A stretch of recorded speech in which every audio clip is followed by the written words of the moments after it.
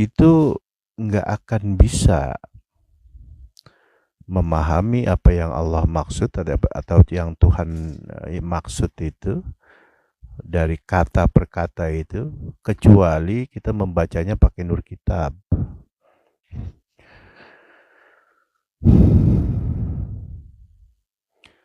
Nah, itu berarti yang terpenting itu bukan agama Islamnya, atau agama Kristennya, atau agama Yahudinya, bukan. Tapi nur kitabnya dan nur imannya, itu yang penting.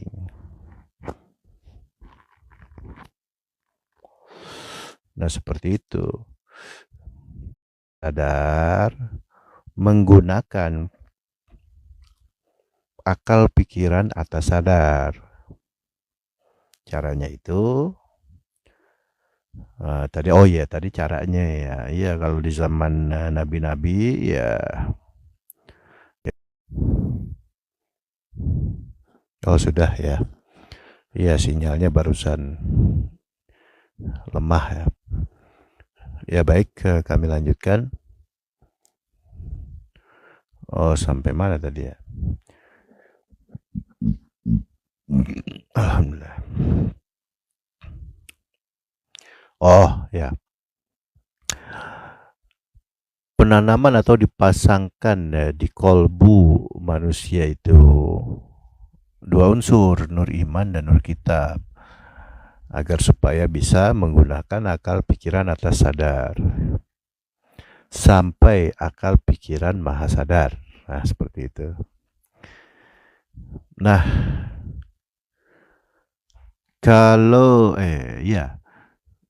kalau di zaman Nasrani disebut baptis, zaman Hindu Buddha disebut inisiasi,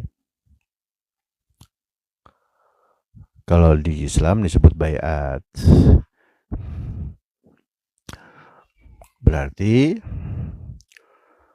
apa namanya ya? Ya baiat saja sudah.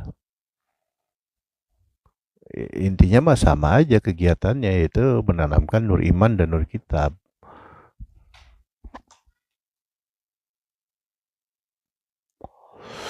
Gitu. Jadi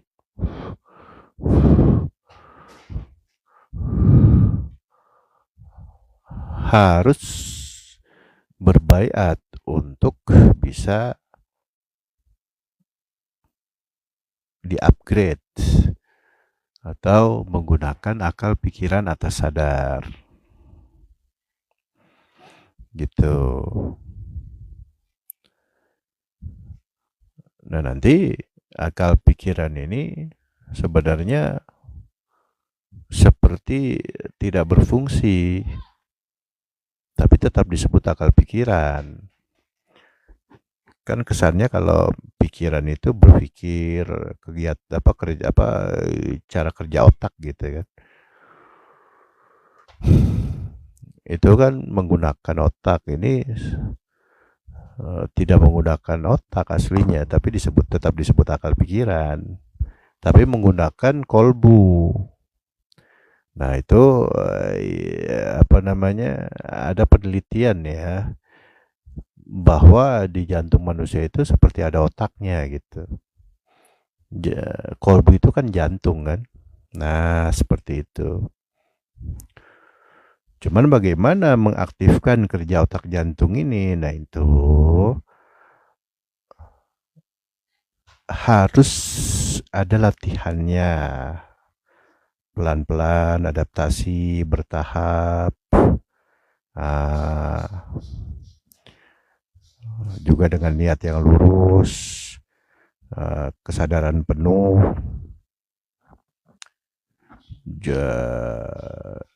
Dan nggak bisa hanya tiba-tiba langsung bisa menggunakan otak yang di jantung itu tanpa ada unsur nur iman dan nur kitab. Nah, ini unsur langit ya, kan agama samawi. Tanpa itu ya semuanya bukan samawi tapi downgrade menjadi duniawi gitu.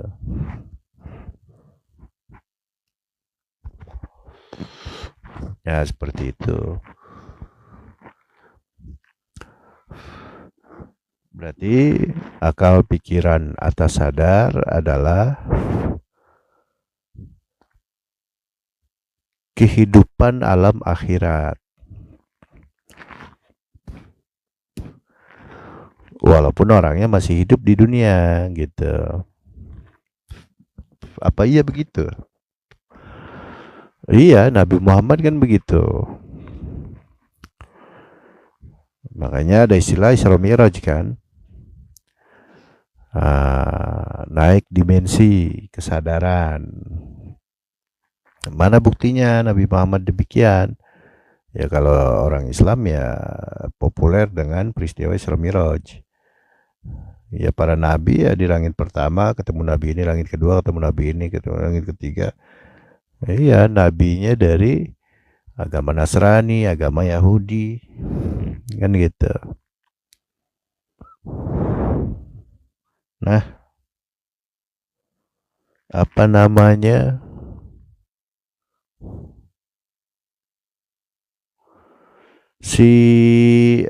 Apa ya? Iya, bukti lain adalah bahwa Nabi Muhammad itu ya sudah berkesadaran, maha sadar malah. Stay tune di situ. Gitu. Berarti sudah yang nomor 4. Nah ini seperti asing bahkan di kalangan pemeluk-pemeluk Islam sendiri. Itu kan Nabi Muhammad Isra Mi'raj, masa iya kita Isra Mi'raj? Iya Kak. Kan ada hadisnya tuh, as-sholatu mi'rajul mu'minin. Salat itu adalah mi'rajnya orang-orang mukmin. Itu umatnya ditengahi saja pendapat itu dengan as-sholatu mi'rajul mu'minin. Dan ayat Qur'annya yang Al-Isra ayat 1 tuh, subhanalladzi asra bi 'abdihi lailan minal masjidil harami ilal masjidil aqsal ladzi barakna haulahu linuriyahu min ayatina innahu huwas samiul basir. Nah, abdihi di surah Al-Isra ayat 1 ini diartikan sebagai Nabi Muhammad. Tapi jangan dimanai hanya untuk eksklusif Nabi Muhammad, tidak. Nabi Muhammad bagaimana mengajarkan? Kalau beliau nggak Isra Mi'raj, berarti yang diajarkan pun ya harus Isra Mi'raj juga gitu loh. Tapi jangan dimanai juga sebagaimana yang berkembang di masyarakat Islam sedunia berabad-abad kan. Isra Mi'rajnya itu ya sebagaimana Nabi Muhammad kan. Nah ini ya perlu dibahas secara khusus juga ya.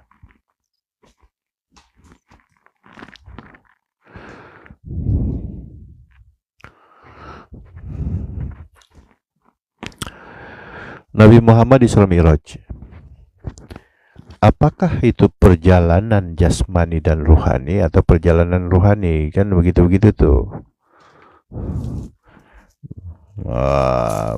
Pendapat yang A, pendapat yang B kan begitu. Hanya ruhaninya saja, hanya ruhnya saja. Enggak sama jasmani. Oh, jasmani dan ruhani. Gitu-gitu kan. Debat deh kan gitu kan, pendapat ini. Yang debat aja nggak ngalamin kan gitu. Jadi yang mana yang benar? Nabi Muhammad itu Isra Mi'raj itu ya jasmani dan ruhani gitu. Cuman seluruh peristiwa Isra Mi'raj itu adalah lambaran kias. Jalan